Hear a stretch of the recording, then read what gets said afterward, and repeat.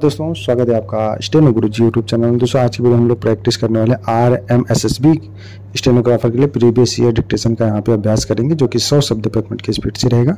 सभी लोग डिक्टेशन को सुनेंगे, लिखेंगे, उसको प्रैक्टिस करेंगे, मैटर को ट्रांसक्राइब करेंगे। PDF इसका आपको टेलीग्राम पर मिल जाएगा, लिंक वीडियो के डिस्क्रिप्शन में दिया गया है। वीडियो पसंद आए तो वीडियो को लाइक कर देना, चैनल पर पहली बार आए हैं तो सब्सक्राइब करके नोटिफिकेशन बेल ऑन करना, जिससे इंपॉर्टेंट वीडियो आपसे मिस ना हो। ये आपके प्रीवियस ईयर मैटर से बोला गया डिक्टेशन है, तो सभी लोग प्रैक्टिस करेंगे। Ready, 5 second, start. गौरा वास्तव में बहुत सुंदर थी। विशेष रूप से उसकी कांच जैसी काली आंखें तो निगाहों को बांधकर स्थिर कर देती थी। गाय के नेत्रों में हिरण के नेत्रों जैसा आश्चर्य न होकर एक आत्मीय विश्वास ही रहता है। गांधी जी ने गाय को करुणा की कविता कहा। यह उसकी आंखों को देखकर ही समझ आ सकता है। कुछ ही दिनों में वह सबसे इतनी हिल मिल गई कि अन्य पशु पक्षी अपना छोटापन और उसकी विशालता का अंतर भूल गए। पक्षी उसकी पीठ और माथे पर बैठकर उसके कान और आंखें खुजलाने लगे। वह भी बिल्कुल चुपचाप खड़ी रहकर आंखें मूंदकर उनके पास होने के सुख की अनुभूति में खो जाती थी। हम सबको वह आवाज से ही नहीं, पैर की आहट से भी पहचानने लगी थी। उस समय इतना अधिक ज्ञान उसे हो गया था कि मोटर के फाटक में प्रवेश करते ही वह रंभाने की ध्वनि से हमें पुकारने लगती। चाय नाश्ता तथा भोजन के समय से प्रतीक्षा करने के बाद वह रंभा कर घर सिर पर उठा लेती थी। उसे हमसे साथ रहने का लगाव मनुष्यों के स्नेह के समान ही निकटता चाहता था। पास जाने पर वह सहलाने के लिए गर्दन बढ़ा देती। हाथ फेरने पर बड़ी तसल्ली से अपना मुख कंधे पर रखकर आंखें मूंद लेती। जब उसे आवश्यकता होती तो एक ध्वनि उसके पास थी, लेकिन खुशी, दुख और उदासी की छाया उसकी बड़ी और काली आंखों में तैरा करती। 1 साल के बाद गौरा एक बहुत ही स्वस्थ व सुंदर बछड़े की माता बनी। माता और पुत्र साथ रहने पर बर्फ और जलते अंगारे की याद दिलाती। अब हमारे घर में दूध का त्योहार शुरू हो गया। गौरा लगभग 12 सेर दूध देती थी, इसलिए लाल मड़ी के लिए कई सेर दूध छोड़ देने के बाद भी इतना शेष रहता कि आसपास के बाल गोपाल से लेकर कुत्ते बिल्ली तक सभी को दूध मिलने लगा। कुत्ते बिल्लियों ने भी अद्भुत दृश्य उपस्थित किया था। दूध दूहने के समय वे सब गौरा के सामने एक पंक्ति में बैठ जाते और महादेव उनके खाने के लिए निश्चित बर्तन रख देता। जिस प्रकार किसी विशेष आयोजन में अतिथि बैठते हैं, उसी प्रकार शांति से बैठकर प्रतीक्षा करते रहते।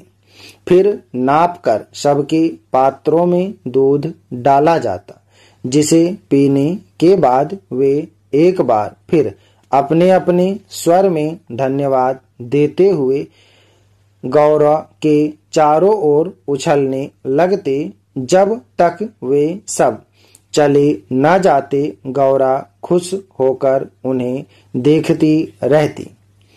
गौरा के दूध देने से पहले जो ग्वाला हमारे यहाँ दूध देने आता था, उसने आग्रह किया कि दूध दुहने के लिए उसे रख लिया जाए तो ऐसा लगा कि हमारी समस्या हल हो गई। 2-3 महीने के बाद गौरा ने दाना चारा खाना बिल्कुल कम कर दिया और वह धीरे धीरे कमजोर होने लगी। चिंता के कारण मैंने चिकित्सकों को बुलाकर दिखाया।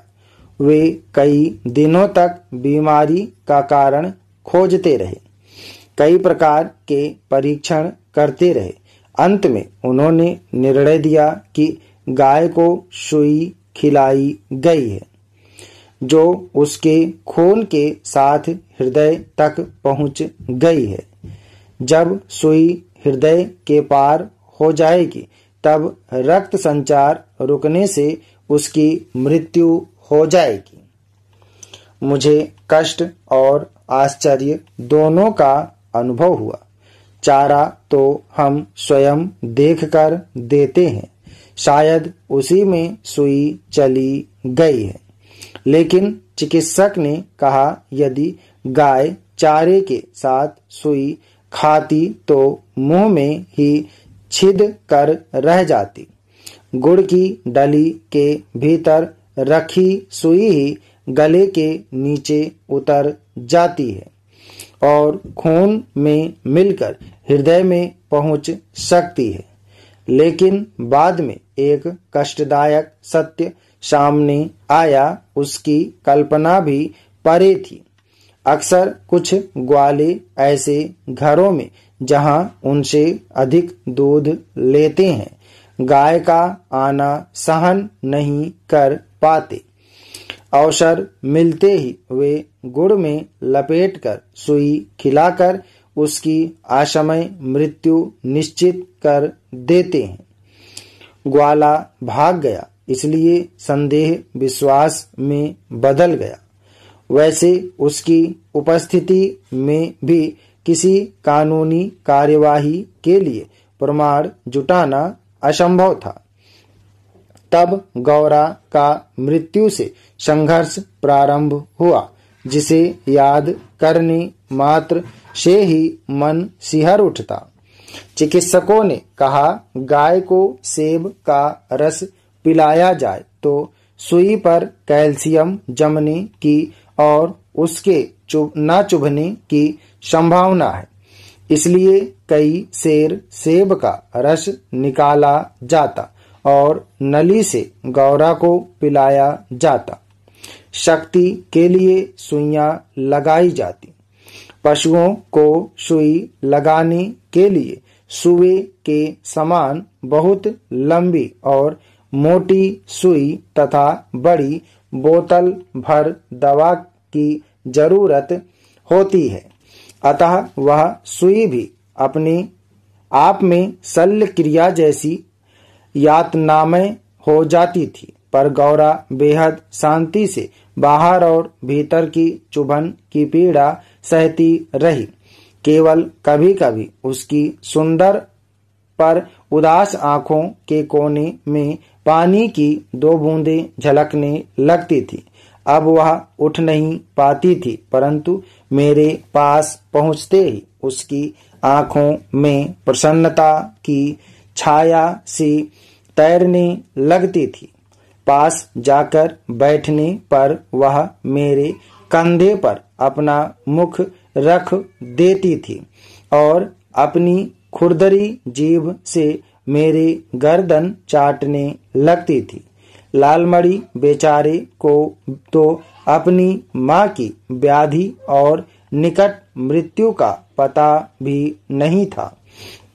उसे दूसरी गाय का दूध पिलाया जाता था, जो उसे पसंद नहीं था। वह तो अपनी माँ का दूध पीना और उससे खेलना चाहता था। अतः अवसर मिलते ही वह गौरा के पास पहुंचकर या फिर अपना सिर मार मार कर उसे उठाना चाहता था या खेलने के लिए उसके चारों ओर उछल कूद कर परिक्रमा करता था। इतनी स्वस्थ सुंदर दूध सी उजली दूध देने वाली गाय अपने इतने सुंदर और चंचल बछड़े को छोड़कर किसी भी दिन मृत्यु को प्राप्त हो जाएगी, ये सोचकर ही आंसू आ जाते थे। लखनऊ, कानपुर आदि नगरों से भी पशु विशेषज्ञों को बुलाया। स्थानीय चिकित्सक तो दिन में 2-3 बार आते रहे, पर किसी ने ऐसा उपचार नहीं बताया जिसे किसी बीमारी व मरणासन रोगी के पास बैठना पड़ता है।